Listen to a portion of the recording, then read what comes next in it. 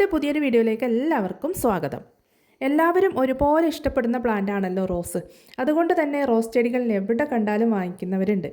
എവിടെ കണ്ടാലും വാങ്ങിക്കും, അതെല്ലാം കൊണ്ടുവന്ന് നട്ടുവെക്കും. കുറച്ച് ദിവസം കഴിയുമ്പോൾ അതെല്ലാം നശിച്ചു പോകും. വീണ്ടും വാങ്ങിക്കും, വീണ്ടും നട്ടുവെക്കും, വീണ്ടും നശിച്ചു പോകും. ഇങ്ങനെ ചെയ്യുന്ന ഒരുപാട് പേരുണ്ട്. പലരും എന്നോട് പറഞ്ഞിട്ടുണ്ട്, എങ്ങനെ നട്ടാലും റോസ് ചെടികൾ പിടിച്ച് കിട്ടുന്നില്ല. ഇനി അഥവാ ഒന്നോ രണ്ടെണ്ണം പിടിച്ച് കിട്ടിയാൽ തന്നെ അതിന് തീരെ ഗ്രോത്ത് വരുന്നില്ല. അതുപോലെ തന്നെ ഫ്ലവേഴ്സ് ഇല്ല, ലീവ്സ് ഇല്ല, അങ്ങനെയുള്ളൊരു കണ്ടീഷനിൽ നിൽക്കുന്ന പ്ലാന്റ്സ് ആണ്.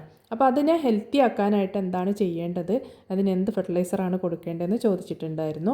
അതുപോലെ തന്നെ കഴിഞ്ഞ ദിവസം ഒരു കമൻറ്റ് കണ്ടിരുന്നു, നമ്മൾ വാങ്ങിക്കുന്ന ചെറിയ ചെടി എങ്ങനെയാണ് ഇത്രയും വലുതാവുന്നത്, എങ്ങനെയാണ് ഇത്രയും ഹെൽത്തി ആവുന്നത്, അതിനെന്താണ് ചെയ്യേണ്ടതെന്ന് ചോദിച്ചിട്ടുണ്ടായിരുന്നു.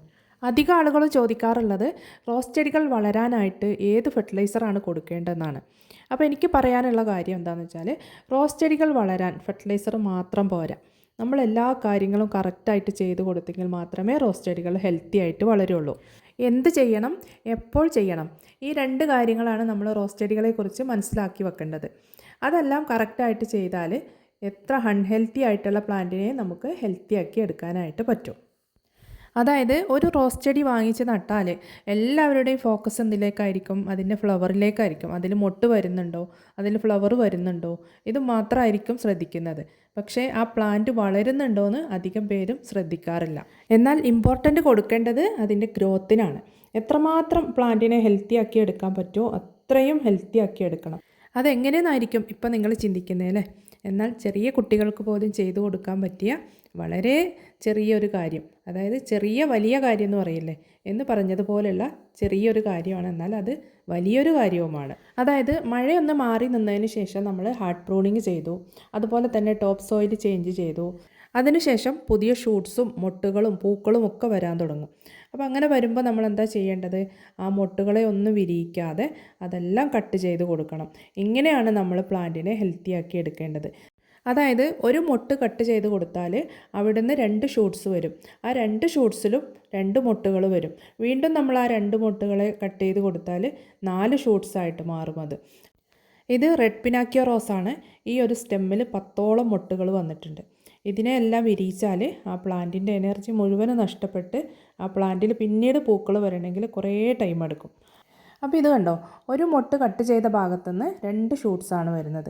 ഇങ്ങനെ ഓരോ ബ്രാഞ്ചസിലും 2ഉം 4ഉം 6ഉം നമുക്ക് എത്ര ഷൂട്ട്സ് വരുത്താൻ പറ്റുമോ അത്രയും ഷൂട്ട്സ് ഇതുപോലെ മൊട്ടുകൾ കട്ട് ചെയ്തിട്ട് വരുത്താൻ പറ്റും. അതുമാത്രമല്ല, തീരെ ഗ്രോത്ത് ഇല്ലാതെ നിന്നിരുന്ന ബ്രാഞ്ചസിൽ വരെ ഇതുപോലെ നല്ല ഹെൽത്തി ആയിട്ടുള്ള ഷൂട്ട്സ് വരും. അപ്പോൾ മൊട്ടുകൾ കട്ട് ചെയ്യുന്നത് കൊണ്ടുള്ള ഗുണം ഇപ്പോൾ നിങ്ങൾക്ക് മനസ്സിലായിട്ടുണ്ടാവുമെന്ന് വിചാരിക്കുന്നു. അപ്പോൾ പ്ലാന്റ് ഹെൽത്തി ആവുന്നില്ല എന്ന് പറയുന്നവരൊക്കെ ഈ ഒരു കാര്യം ചെയ്തു കൊടുത്താൽ മതി, നിങ്ങളുടെ പ്ലാന്റിനെയൊക്കെ ഹെൽത്തിയാക്കി എടുക്കാനായിട്ട് പറ്റും. അല്ലാതെ വളരാനായിട്ടുള്ള വളങ്ങൾ മാത്രം കൊടുത്തത് കൊണ്ട് റോസ് പ്ലാന്റ് വളരില്ല. ഇതുപോലെ ഡെഡ് ഹെഡ് ചെയ്ത് കൊടുക്കണം, പ്രൂണിങ് ചെയ്ത് കൊടുക്കണം, പിന്നെ അതുപോലെ മൈക്രോ ന്യൂട്രിയൻസ് കൊടുക്കണം, പെസ്റ്റിസൈഡ് കൊടുക്കണം, ഫംഗിസൈഡ്, ഇതെല്ലാം കറക്റ്റ് സമയത്ത് തന്നെ ചെയ്ത് കൊടുത്തെങ്കിൽ റോസ് പ്ലാന്റ് നന്നായിട്ട് വളരുള്ളൂ. ചെറിയ ചെടികൾ, അതുപോലെ റീപോട്ട് ചെയ്ത് കഴിഞ്ഞ ചെടികൾ, പിന്നെ മഴക്കാലമൊക്കെ കഴിയുമ്പോൾ ചില പ്ലാന്റ്സൊക്കെ വളരെ വീക്കായിരിക്കും. അങ്ങനെയുള്ള പ്ലാന്റ്സിലൊക്കെ പെട്ടെന്ന് പൂക്കൾ വിരിയിച്ചാൽ ആ പ്ലാന്റിൻ്റെ കോൺസെൻട്രേഷൻ മുഴുവനും ആ ഫ്ലവറിലേക്കായിരിക്കും. അതിന് പിന്നെ വളരാനുള്ള ടെൻഡൻസി ഉണ്ടാവില്ല. അതുകൊണ്ട് 1-2 മാസത്തേക്ക് നമ്മുടെ ചെടികളിൽ പൂക്കൾ വേണ്ടാന്നങ്ങ് തീരുമാനിക്കണം.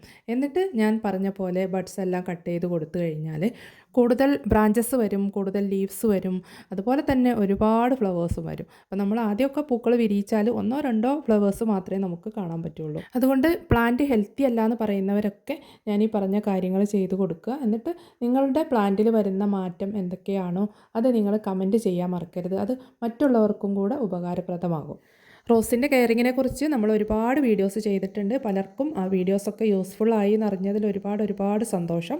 ഇനിയും റോസ് പ്ലാന്റ്സിൻ്റെ കെയറിങ്ങിനെ കുറിച്ച് കൂടുതൽ പഠിക്കാൻ താല്പര്യമുള്ളവരുണ്ടെങ്കിൽ അവർക്ക് റോസ് പ്ലാന്റിംഗ് ചലഞ്ച് ക്ലാസ്സിൽ പങ്കെടുക്കാം. അതിൻ്റെ ഡീറ്റെയിൽസ് അറിയാനായിട്ട് ഡിസ്ക്രിപ്ഷനിൽ കൊടുത്തിട്ടുള്ള വാട്സപ്പ് നമ്പറിലേക്ക് മെസ്സേജ് അയച്ചാൽ മതി. അപ്പോൾ ഇന്നത്തെ വീഡിയോ നിങ്ങൾക്ക് എല്ലാവർക്കും ഇഷ്ടമായെന്ന് വിചാരിക്കുന്നു.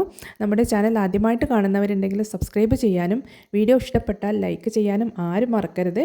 ഇനി പുതിയൊരു വീഡിയോയുമായിട്ട് വീണ്ടും കാണാം. താങ്ക്